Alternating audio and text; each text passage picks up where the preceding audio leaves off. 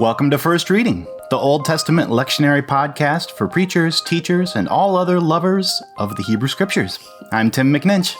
And I'm Rachel Wren. This week, we are bringing you preaching tips on Genesis 22, verses 1 to 14, the first reading scheduled for the lectionary on June 28th, 2020, fourth Sunday after Pentecost. And we have a special guest for you today. That's right. Our special guest exegete this week is Ethan Schwartz. Ethan is a newly minted PhD from Harvard University, where he studied prophetic speech in the Bible and how the Bible presents and formulates prophetic speech. He's also starting out as an assistant professor this fall in Hebrew Bible at Villanova. He also studies how the Pentateuch, the first 5 books of the Bible, came together and how the Hebrew Bible was interpreted in the first century, especially in early Christian communities and sectarian Jewish communities.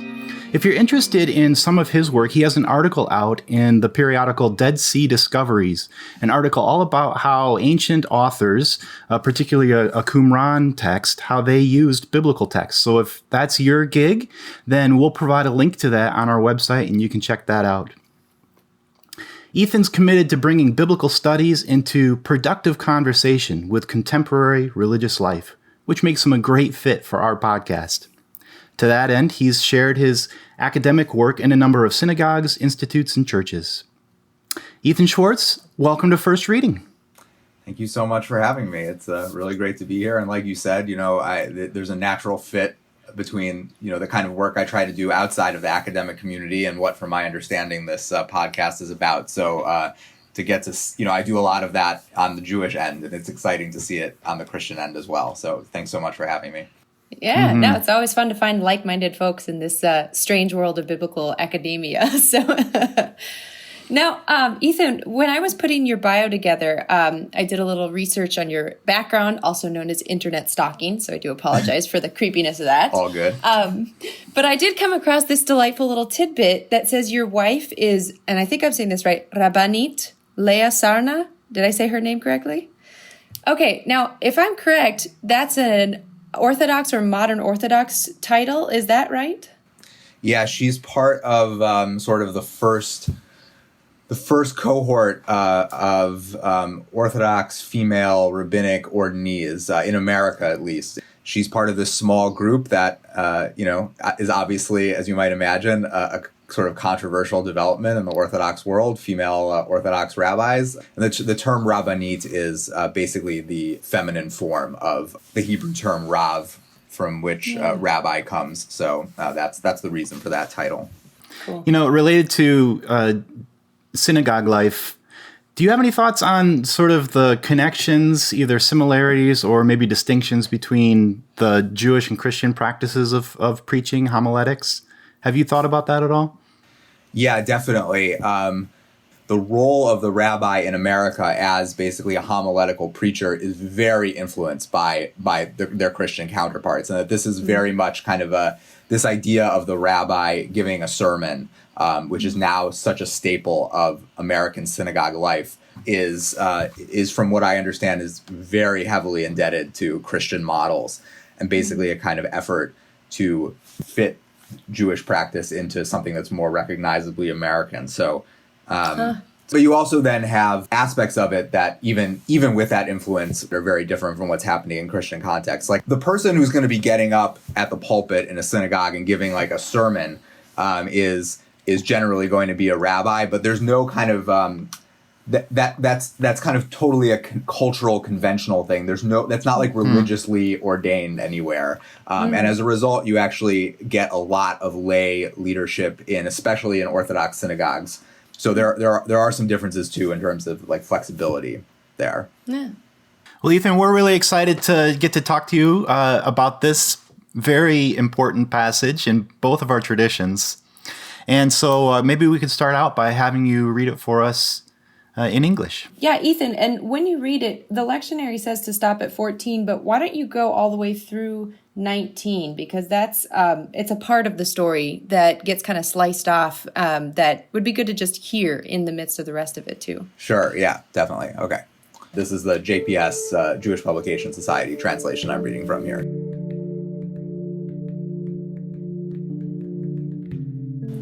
Sometime afterward, God put Abraham to the test. He said to him, "Abraham," and he answered, "Here I am." And he said, "Take your son, your favored one, Isaac, whom you love, and go to the land of Moriah and offer him there as a burnt offering on one of the heights that I will point out to you." So early next morning, Abraham saddled his ass and took with him 2 of his servants and his son Isaac. He split the wood for the burnt offering, and he set out for the place of which God had told him.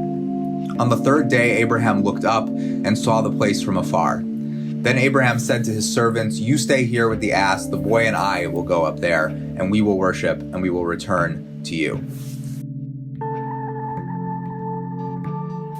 Abraham took the wood for the burnt offering and put it on his son Isaac. He himself took the firestone and the knife, and the 2 walked off together. Then Isaac said to his father Abraham, "Father," and he answered, "Yes, my son." And he said, "Here are the firestone and the wood, but where is the sheep for the burnt offering?" And Abraham said, "God will see to the sheep for his burnt offering, my son." And the 2 of them walked on together. They arrived at the place of which God had told him. Abraham built an altar there. He laid out the wood. He bound his son Isaac. He laid him upon the altar on top of the wood. And Abraham picked up the knife to slay his son. Then an angel of the Lord called to him from heaven, "Abraham, Abraham," and he answered, "Here I am." And he said, "Do not raise your hand against the boy or do anything to him. For now I know that you fear God, since you have not withheld your son, your favored one, from me." When Abraham looked up, his eye fell upon a ram caught in the thicket by its horns. So Abraham went and took the ram and offered it up as a burnt offering in place of his son. And Abraham named the site Adonai Yireh, whence the presence saying, "On the mount of the Lord there is vision." The angel of the Lord called to Abraham a second time from heaven and said, "By myself I swear," the Lord declares, "because you have done this and have not withheld your son, your favored one, I will bestow my blessing upon you and make your descendants as numerous as the stars of heaven and the sands on the seashore. And your descendants shall seize the gates of their foes. All the nations of the earth shall bless themselves by your descendants, because you have obeyed my command." Abraham then returned to his servants, and they departed together for Beersheba, and Abraham stayed in Beersheba. Nice. It's such a good story. It's funny, anytime I hear a good story, I react physically to it. And this one, it's such a kind of tense story that even though I know, I very well know how this one ends up, it's still I get tense as I'm reading it. There's just a lot there. But before we actually get to it, so it starts with this phrase, this story starts out after these things, so if you were to try to summarize the first 21 chapters of Genesis, we'd be here for a very long time, right? So what would you say would kind of be the most important these things that this story is trying to note it's coming after? Some of the things that Christian preachers might want to keep in mind as they're looking at preaching this text. Yeah. So there's a few things I think you can do with this phrase. The most basic, and in some sense, I think it's one of those things where I think that on the one hand, this might well be kind of what's really going on here, but on the other hand, it's not very interesting. But I think it should just be said, which is that this is just a stereotypical formula for introducing a new narrative event. Sure. That it's sort of like Once Upon a Time, if there were an English version of Once Upon a Time for something in the middle of a story. Off the top of my head, I don't know if there is one, but the JPS translation has some time afterwards, a little bit more of a fluid translation of the literal, after these things. But actually, I think they pretty much, whatever, maybe it'll come up. There's a lot of things about their translation I take issue with, but that one I think they really get. I think it just means some unspecified amount of time later.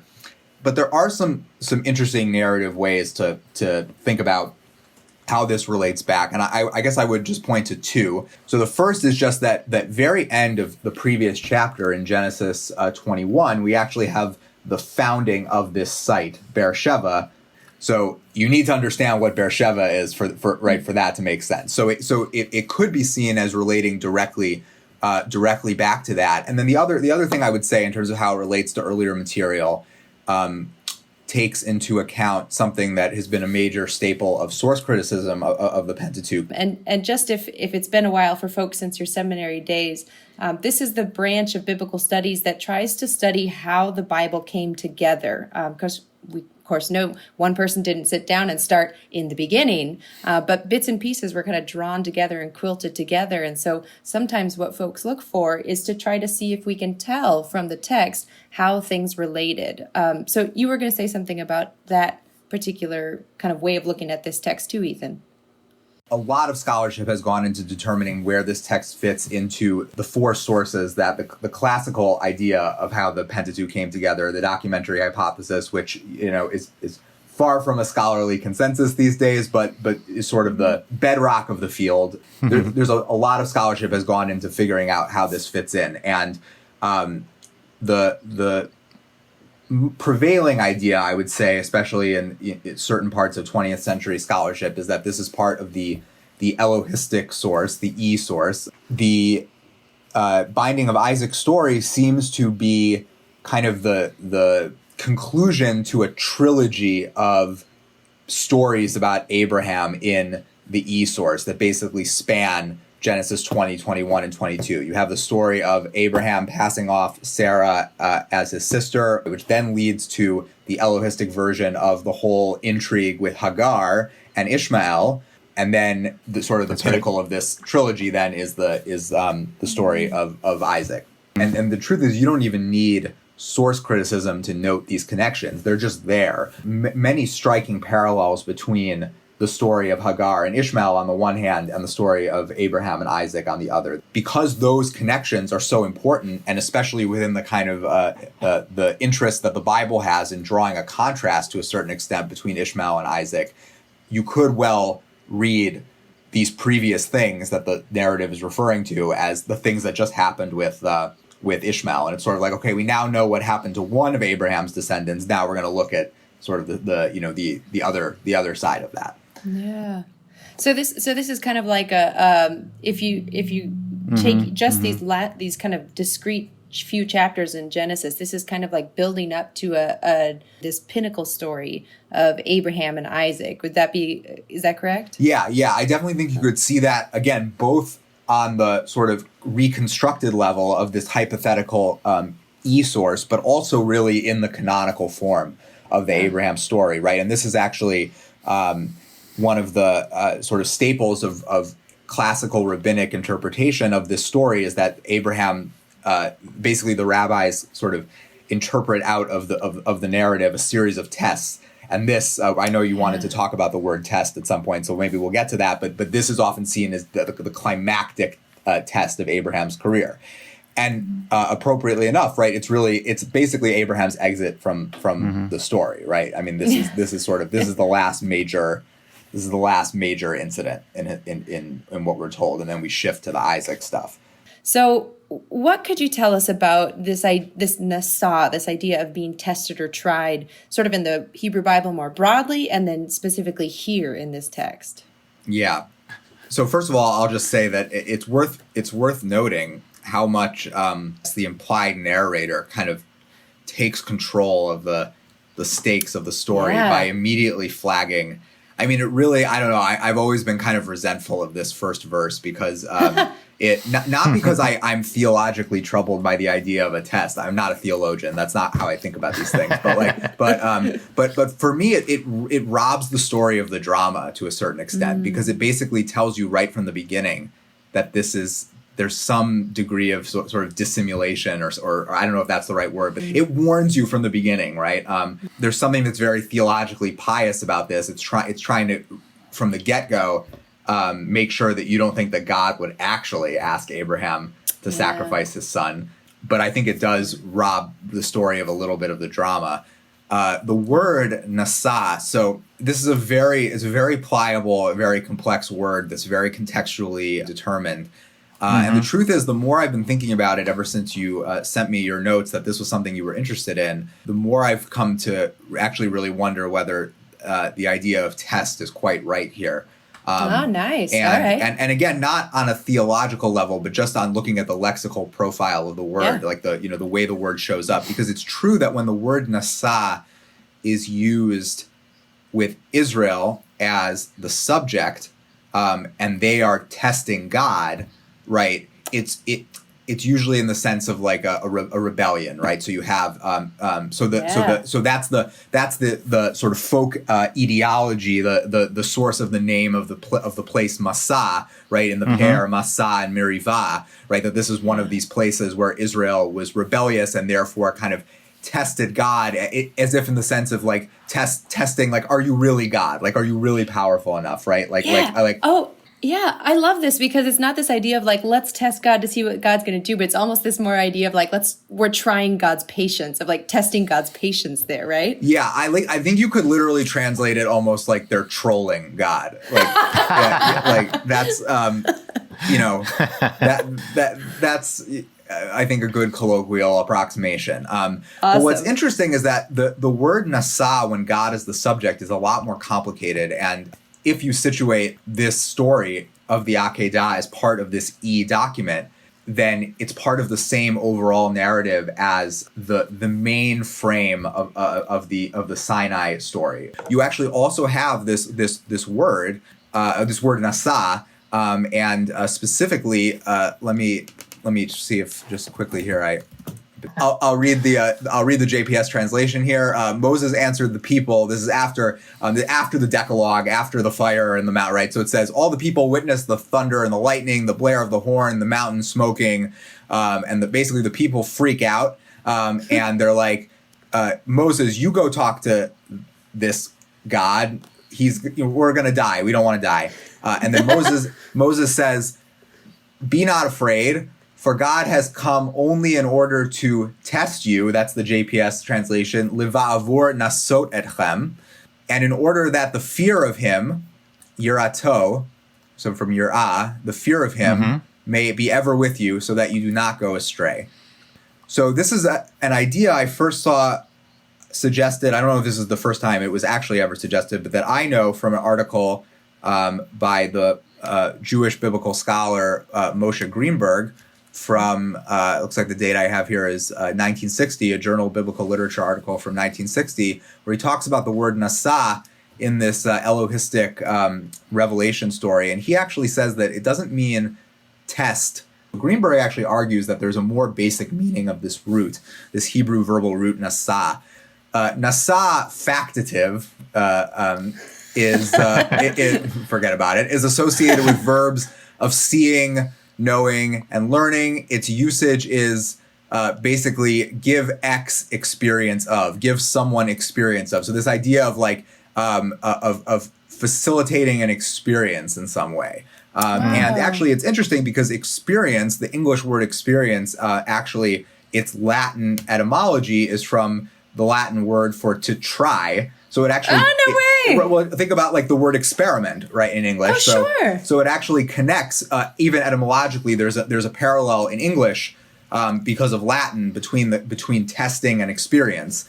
And I actually think that because these are both part of this source, it's very tempting to try to understand, and God put Abraham to the test in Genesis 22 in terms of actually this idea of facilitating an experience, right? Wow. And what's also really interesting there is that also in Exodus 20 at the end of the Decalogue, it doesn't just say this idea of nasaing or giving an experience, but then it also says what is the purpose of this? That the fear may be ever with you. And of course we haven't gotten to this, but the Akedah ends with God saying, Ata yadati, now I know that the fear of God, that you have this Yireh Elohim, the fear of God. So there's also this connection in Exodus between nasaing and fear and and establishing. So it might well be, I think, that this is less about testing in the sense that we normally think about that, and more about putting Abraham in a situation that kind of facilitates this experience of Yireh Elohim, however we want to translate fear of God. Yeah, I like that. It's kind of like an educational moment. Yeah, I think pedagogical is definitely a word that you could use to describe it in this light. So he brings Abraham into a lab to learn something about God. Right, exactly. And whether that makes this kind of, challenging story easier is what, that's for, I'm not sure it does that, but it definitely makes it different, I think. And I think it mitigates a little bit against this idea that that people get uncomfortable with nowadays, that God is kind of tricking Abraham in this unethical and cruel way. It might not remove the ethical problems with the story, but at least it shifts the terms a little bit. So yeah, it gives you a slightly different perspective on it. Yeah. Let's jump into some of that messiness, going right through into verse 2, where we hear exactly what it is that God is asking Abraham to do. I think we should say something about child sacrifice because that's the heart of this, and what that might have meant in the context of this story and in ancient context. What do we want to say about that? Well, and before we even get there, I just want to flag something we've mentioned a few times and just kind of put it in our modern context, just to name the fact that we're in the midst of a pandemic right now where victims of domestic abuse have less ways out than they did before.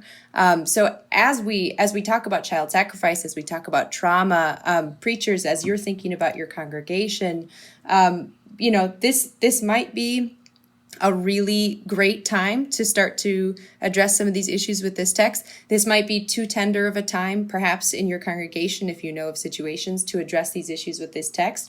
But if nothing else, it's worth thinking through what this text might have to say in that modern context. And ironically enough, one of the best ways to get there is to talk about what it meant in its ancient context. So, Ethan, if you're thinking human sacrifice, child sacrifice in the ancient Near Eastern context, what sort of thing might preachers need to know? I think you're absolutely right that it's crucial to situate first, as a first step, right? In terms of what this text is ultimately going to mean when it's coming from the pulpit, right? It should not be determined by historical contextualization, but I think that that's definitely a responsible first step in terms of what did child sacrifice mean in the ancient world? Something that for me is one of the really, I would almost use the word kind of spiritual aspects of historical scholarship is that it gives you an opportunity to whatever extent it's possible, overcoming our own historical situations and trying to think the way that ancient people thought and to be charitable to different ways of thinking. And obviously, child sacrifice is bad. I hope I shouldn't have to. I hope I shouldn't have to say that out loud. But the visceral response in the Western world that we have to child sacrifice, I think, is very much owed to the Bible. But I think that our visceral reaction to it is such an abhorrent practice, then sometimes prevents people from, at least for a second, putting that on hold and trying to get into the mind of ancient worshipers to understand what this practice meant in order to better understand even those biblical texts that resist it, right? Exactly. So child sacrifice does seem to have been a reality in the ancient world, and the question then, and this is the $1 million question with Genesis 22, is what is this text trying to say about the practice? Basically, everyone says, oh, it's obvious. The story of the binding of Isaac is a polemic against child sacrifice, right? And that you see that all over the place. And this text is actually, for all that we've talked about how the text is disturbing to the extent that God would test Abraham in this way, there's also a way in which Jews and Christians often express a great deal of pride in this text as being like such an exalted rejection of the practice of child sacrifice. And I think that doesn't entirely make sense as a way of reading the text, because it doesn't make sense that God would ask Abraham to perform a practice and then reward him for his willingness to do it. Right. If it were like truly this completely abhorrent practice that God didn't want, right? There's clearly something nuanced going on here, because ultimately God does not allow Abraham to sacrifice Isaac, right? But it's not totally clear to me that we can read the story as a straightforward polemic against child sacrifice. Like the relationship with child sacrifice is much more complicated there. This is a difficult text, both for us as modern interpreters and through the history of reception of this text, and perhaps even back into the composition of the text itself. Now, we've been able to really sort of get at a lot of the heart of this text already just by kind of thinking about the themes of these first couple verses. For the sake of time, we're going to need to push through to some preaching advice on this. And Ethan, I wonder, could you say a little bit about just the Jewish liturgical use of this text? Yeah, so I just want there's a lot that could be said, because it's a prominent text in the Rosh Hashanah liturgy. It's sort of the centerpiece reading from the Torah. So I'm not going to get into that. I actually just wanted to talk about a much more mundane context, which is that it's actually it's part this section and not the Christian liturgical equivalent, but actually the full thing up until verse 19. So until the end of the story, this whole little unit is recited as part of the daily morning prayers, sort of the preparatory prayers, and it ends with this rabbinic, this really fascinating rabbinic kind of postscript that I actually wanted to make sure to read. So I'm reading here. The translation is just from one of the standard Orthodox prayer books here. So this is not my translation, but I this should suffice. So you read through the Akedah, and then you recite the following. Master of the universe, just as Abraham our father suppressed his compassion to do your will wholeheartedly, so may your compassion suppress your anger from us, and may your compassion prevail over your other attributes. Deal with us, Lord our God, with the attributes of loving kindness and compassion, and in your great goodness, may your anger be turned away from your people, your city, your land, and your inheritance. Fulfill in us, Lord our God, the promise you made in your Torah through the hand of Moses, your servant, as it is said, and then it quotes Leviticus 26 here, I will remember my covenant with Jacob, and also my covenant with Isaac, and also my covenant with Abraham I will remember, and the land I will remember. Oh my gosh, I love that. Yeah, so it's fascinating because basically what you have is this sort of elegant reversal where Abraham, so the word they use here is suppressed, but actually I think the more literal Hebrew translation of conquer for the word kavash is actually much better. That Abraham conquered his mercy in order to be willing to perform this gruesome thing, and then so sort of on the merit of that, we ask God to basically do the opposite, right? Conquer this negative thing by means of this positive thing, just as Abraham did the opposite, and it really it ties into an important function of this text in Judaism as one of the pinnacle examples of this important rabbinic idea of zchut avot in Hebrew, the merit of the patriarchs, which is basically that like these righteous ancestors of ours, like obviously we're terrible, we're sinners, we've done nothing but mess up, but these righteous patriarchs kind of racked up spiritual credit for us that we're still kind of coasting by on, right? And the Akedah, this is really, I think, its function. Not going to go into the details, obviously, but this is its function in the Rosh Hashanah liturgy. It's the pinnacle example of zchut avot, of the merit of the fathers. That like basically any standing that we have with God is in some sense due to Abraham's faith in this story. And so that I think is sort of the common thread between various Jewish liturgical usage of this, and that's what's coming through in that little postscript. But yeah, that's really fascinating because there's kind of a parallel tradition in Christianity, especially in sort of Reformed circles, Lutheran probably too, when Christians are messed up and sinful, that when God looks at us, God ought to look at the merits of Jesus Christ and to judge us with that insight rather than our own sinfulness. There's kind of a parallel tradition there in the Jewish world of looking at the merits of the fathers and especially of Abraham in this context. Right. Awesome. Well, let's move into preaching pitfalls and angles. Tim, what sort of ideas or cautions do you have to offer up there?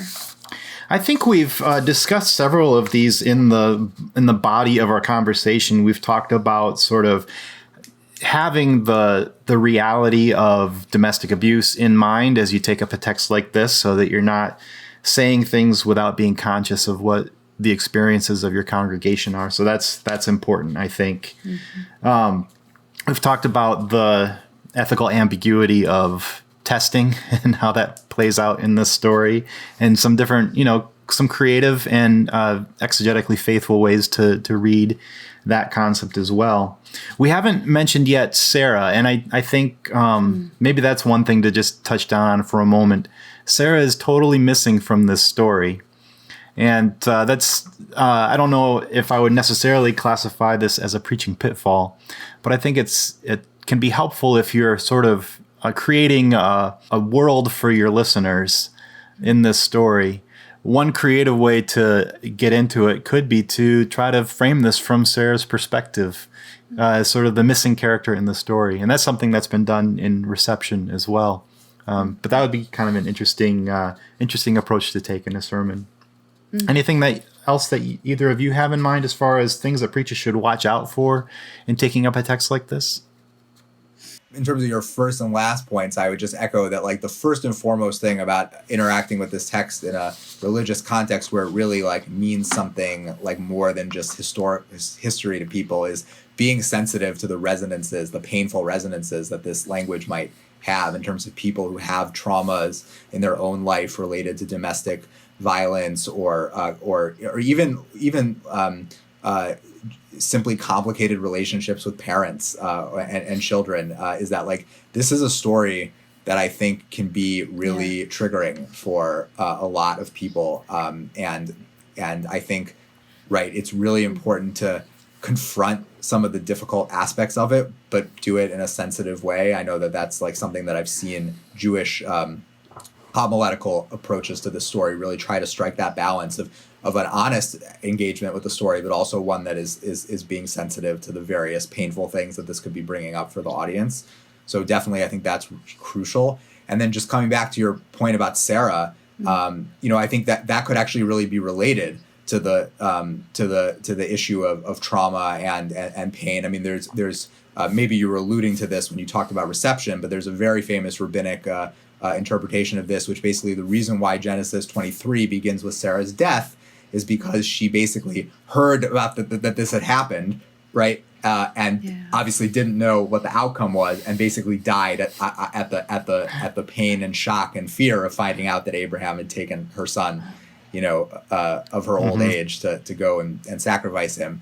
So I think also in terms of being sensitive to the gender aspects here, and like what does it mean that this woman who struggled with infertility, obviously there's an infertility component here, which is also a very live issue for many people in our religious communities. But I think also in terms of what it means for this woman who struggled with this infertility, was granted this miraculous child, and then without any willingness on her part had that child taken away, right? I think trying to bring through modern midrash or homiletics, or however you want to say it, bringing Sarah back into this story for congregants is definitely a productive path here, and could be healing, I think, in some contexts. So, yeah, absolutely, yeah. I love that idea of giving voice to what remains silent in the text, perhaps.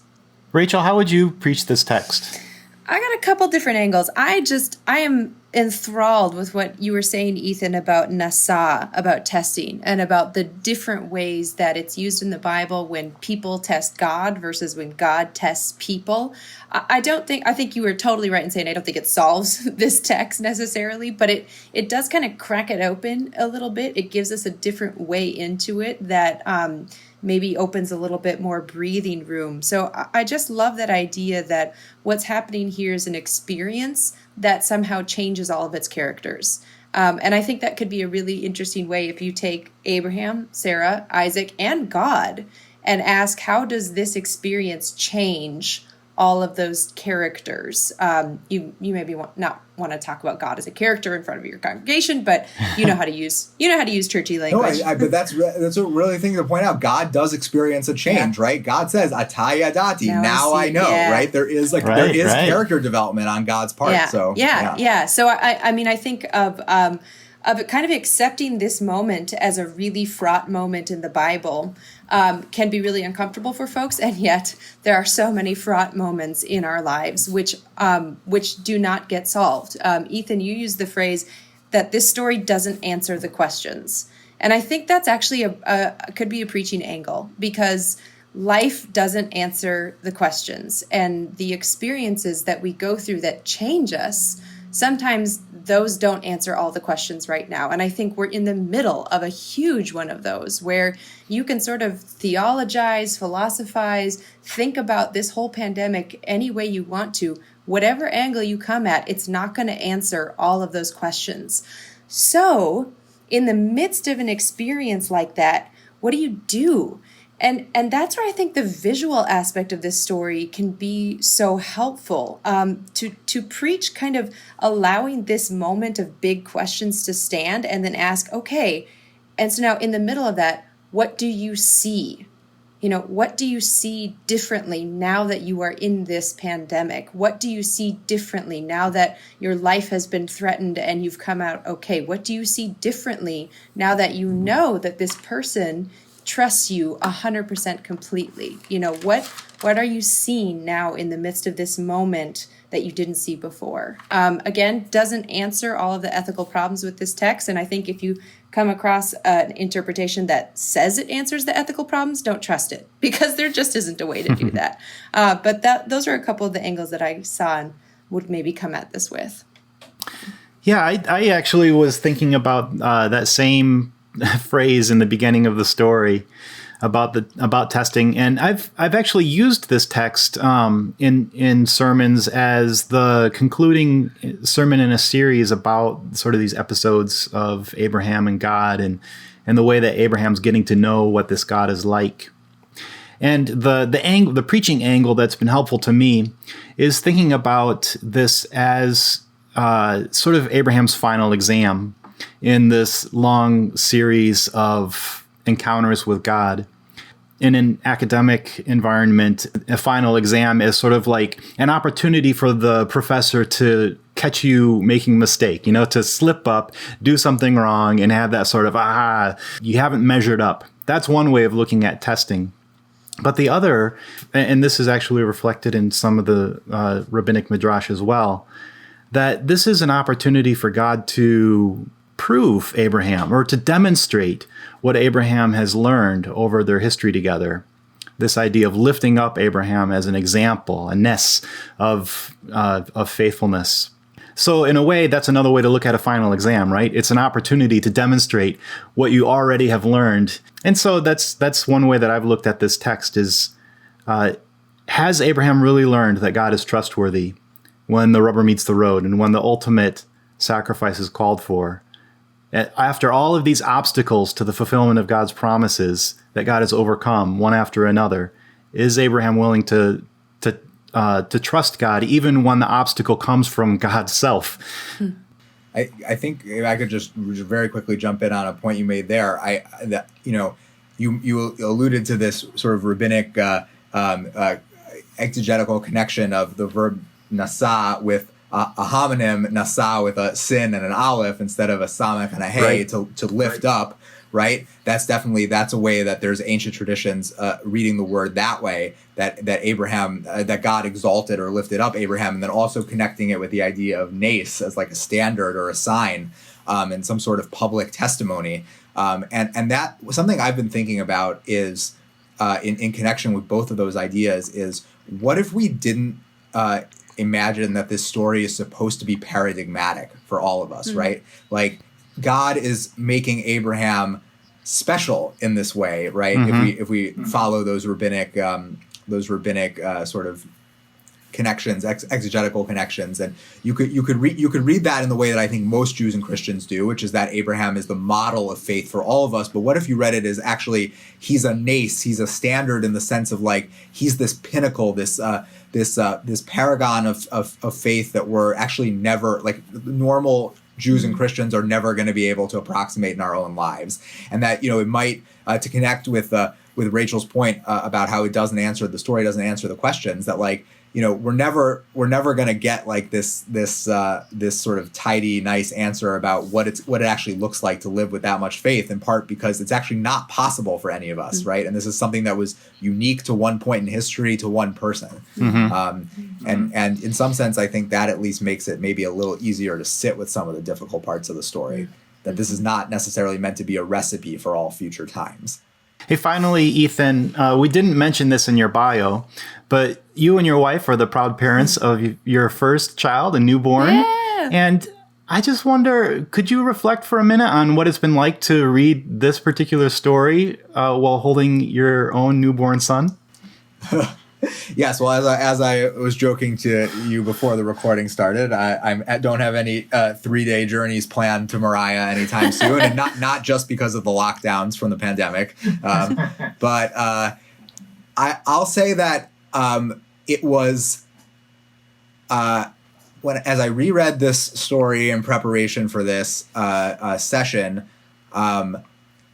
what I found harder to read was not the story so much as the scholarship about the background of ancient child sacrifice. It had an interesting impact because on the one hand, it felt, I didn't think it was possible to think child sacrifice was even worse than I already did. But then, actually having a child, it turns out, does make that possible. But on the other hand, I also gained, I think, a surprising sympathy for just how desperate those people must have been, right? And you read some of the inscriptions that were, written about when and where child sacrifices were performed, and you read about, it was to stop a plague, right? I mean, it's just so contemporary that, there's so many examples of this being done to stop, to stop disease. And obviously it's a horrific practice, but I think it's important to remember that in contrast to the biblical polemic against this practice, it's not at all clear that when ancient people did this, they were like enjoying it or something like that, right?